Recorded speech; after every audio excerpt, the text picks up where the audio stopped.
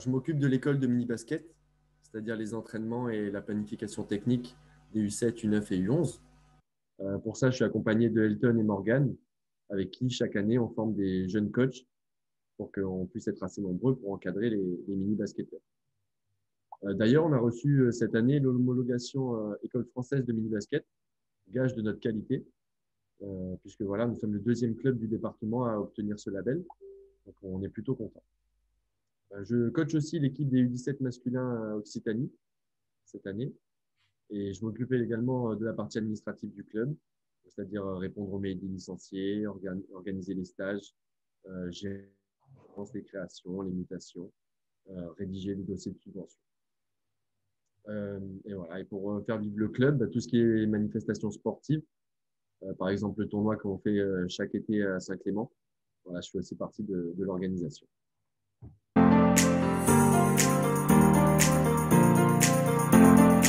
J'ai commencé le basket en U11 au club de la Garde, à côté de Toulon, où j'ai joué jusqu'en cadet. Après, je suis parti à Montpellier pour mes études. Donc là, j'ai joué enseignant dans le club de Frontignan. Après, toujours pour mes études, je suis cette fois-ci parti en Bretagne, voilà, où j'ai joué dans les clubs du Sac Paulbert en pré-national et de Fougères en national 3. Voilà, après mes études, j'ai été embauché en tant que salarié dans un club de basket aussi en Bretagne, où je suis resté 4 ans. J'ai obtenu le titre de champion régional en U15 féminine là-bas. Ensuite, au bout de 4 ans, je suis redescendu un petit peu. Je suis allé au club à côté de Saint-Étienne, où là, j'ai travaillé pendant 2 ans et je jouais également là-bas au club de la Pontoise et de l'ULR Basket.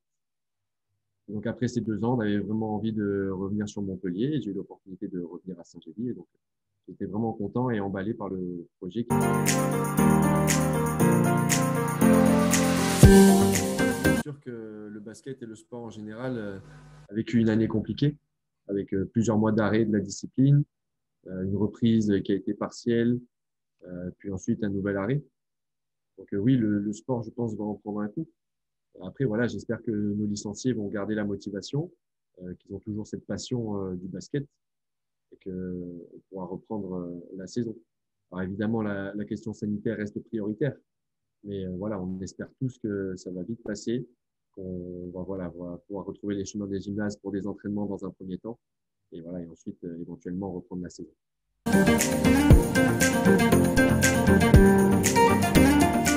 Le meilleur conseil que j'ai à donner, c'est de garder une activité sportive, que ce soit par du renforcement musculaire à la maison, par aller courir, faire du vélo.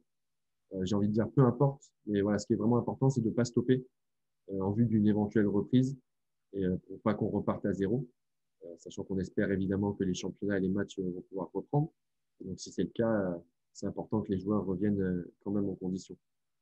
Après, voilà, j'ai un petit conseil à donner. Si vous avez du mal à vous motiver, bah, vous pouvez faire ça en visio. Voilà, vous appelez à 2 ou 3 et vous faites votre série de pompes, vos séries d'abdos en même temps. Voilà, ça permet d'échanger, de se sentir un petit peu moins seul et surtout de se motiver parce que on est bien conscient que se motiver tout seul pour aller courir ou aller faire 1 heure de vélo, c'est pas forcément évident.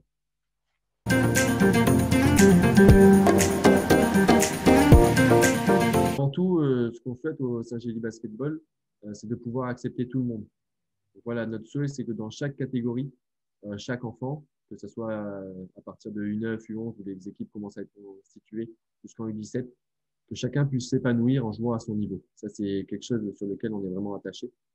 Et la deuxième chose, ben, voilà, ceux qui aspirent à un petit peu plus que du basket loisir, c'est leur permettre, grâce à notre formation, à notre projet club technique, voilà, les amener à progresser toujours plus et de s'épanouir au maximum.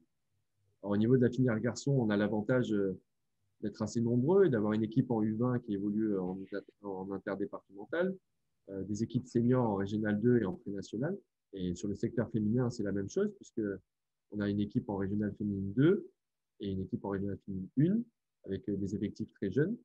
Donc voilà, c'est intéressant et dans l'avenir, on va faire de notre mieux pour que les jeunes du club puissent intégrer ces effectifs-là.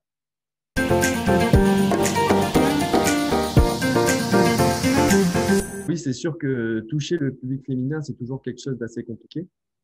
Voilà, ils n'ont pas forcément l'habitude de venir dans des salles de basket. Et voilà, nous, on a la possibilité au club d'intervenir dans les écoles. Et par ce biais, ben voilà, on arrive à les toucher un petit peu, à leur montrer que le basket, c'est pas forcément faire que des matchs et ce qu'ils voient dans la cour de récréation, et qu'il y a quelque chose de tout autour. Et un aspect important qui est dans le basket féminin et notamment chez les plus jeunes, c'est l'aspect ludique. Et l'aspect ludique est aimer se retrouver avec les jeunes du club, que ce soit garçon ou fille. Donc voilà, on attache beaucoup d'importance là-dessus, à ce que l'ambiance soit bonne aux entraînements, que les enfants viennent, s'amusent, prennent du plaisir, et par ces moyens-là, nous permettre de les faire progresser au maximum.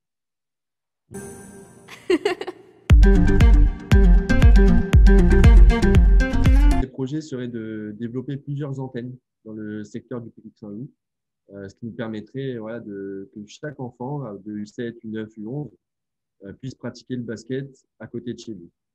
Voilà, on a eu des contacts avec les communes de Saint-Mathieu, les communes de Saint-Martin, la commune de Prades aussi, où on est intervenu un petit peu dans les écoles. Donc malheureusement, avec la crise sanitaire, ça a été un petit peu mis en pause.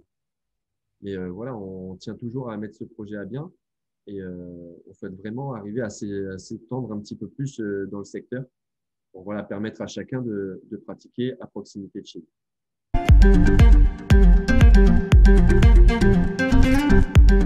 Alors, un joueur qui m'a particulièrement marqué, je dirais Gabriel Pantelzou, pour sa capacité à mettre des 3 points à 9 mètres du cercle, à mettre des hooks main droite, main gauche avec la planche incontrable. Voilà, c'est aussi lui qui m'a permis, quand je suis arrivé au club, de bien m'intégrer dans l'équipe senior et bien m'intégrer au club. Donc voilà, pour moi, c'est le joueur marquant du club.